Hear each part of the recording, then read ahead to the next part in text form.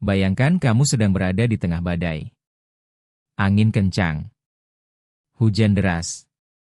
Dan di tengah semua itu, ada seseorang yang berdiri tegak, tenang, seolah badai itu tidak menyentuh batinnya sama sekali. Pertanyaannya bukan, bagaimana dia tidak takut. Pertanyaannya adalah, bagaimana dia belajar untuk tidak perlu takut? Kalau pertanyaan seperti itu terasa relevan dengan hidupmu sekarang, mungkin kamu sudah berada di tempat yang tepat. Temani aku di sini. Setiap hari, 5 menit, satu ide yang mungkin mengubah cara kamu memandang dunia. 2000 tahun yang lalu, di lorong-lorong kota Athena, lahirlah sebuah cara berpikir yang sederhana tapi luar biasa kuatnya.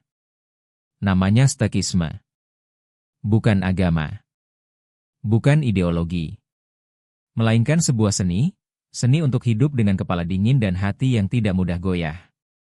Pendirinya, Zeno dari Citium, bukan seorang raja atau filsuf aristokrat. Ia adalah seorang pedagang yang kehilangan segalanya dalam satu malam ketika kapalnya karam di laut. Dan dari reruntuhan hidupnya, ia menemukan satu pertanyaan yang justru membebaskannya. Apa yang benar-benar bisa aku kendalikan? Disinilah inti dari stoikisme. Sederhana tapi dalam seperti sumur tanpa dasar. Para stoik membagi dunia menjadi dua, hal-hal yang ada dalam kuasamu, dan hal-hal yang tidak.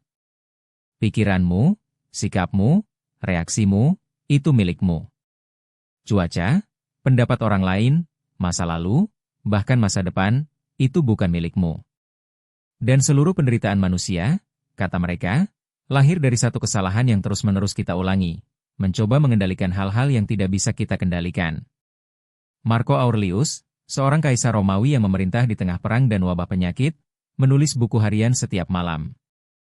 Bukan untuk dibaca orang lain, tapi untuk mengingatkan dirinya sendiri, bahwa jabatan, kekuasaan, dan pujian adalah hal-hal yang fana. Yang abadi hanyalah bagaimana kamu memilih untuk bertindak, detik ini, dengan apa yang ada di depanmu. Berhenti sejenak di sini. Kalau kata-kata seorang kaisar yang sudah wafat 2000 tahun lalu masih bisa menyentuh sesuatu dalam dirimu hari ini, itu bukan kebetulan. Itu bukti bahwa ada pertanyaan-pertanyaan dalam hidup yang tidak pernah kadaluarsa. Dan kami menghadirkan satu pertanyaan seperti itu setiap harinya. Kalau kamu ingin terus diajak berpikir, kamu tahu apa yang harus dilakukan.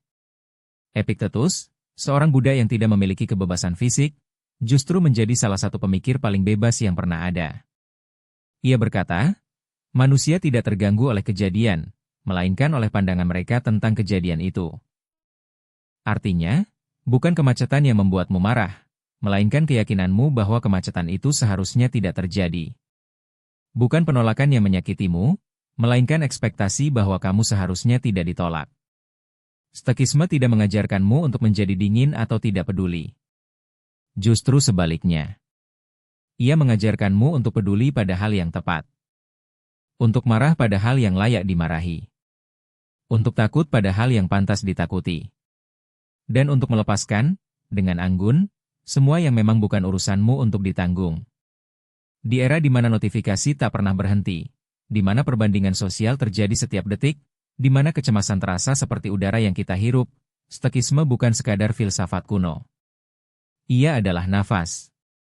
Ia adalah jangkar. Ia adalah suara pelan yang berbisik di tengah kebisingan, kamu tidak harus bereaksi. Kamu bisa memilih. Dan pilihan itu, sekecil apapun, adalah kebebasanmu yang tidak bisa direnggut oleh siapapun. Itulah yang dipahami oleh Zeno, oleh Epictetus, oleh Marco Aurelius. Bahwa hidup yang tenang bukan hidup yang bebas dari masalah. Melainkan hidup yang tahu cara berdiri tegak di tengahnya. Seperti seseorang yang berdiri tenang di tengah badai itu tadi. Ia tidak menghentikan anginnya. Ia hanya memilih di mana ia berdiri, dan bagaimana ia bernafas. Sampai di sini dulu perjalanan kita hari ini. Ada sesuatu yang besar dalam pertanyaan-pertanyaan kecil seperti ini. Dan besok, ada satu pertanyaan lain yang sudah menunggu. Kalau kamu ingin terus ikut dalam perjalanan ini, kursinya selalu tersedia untukmu.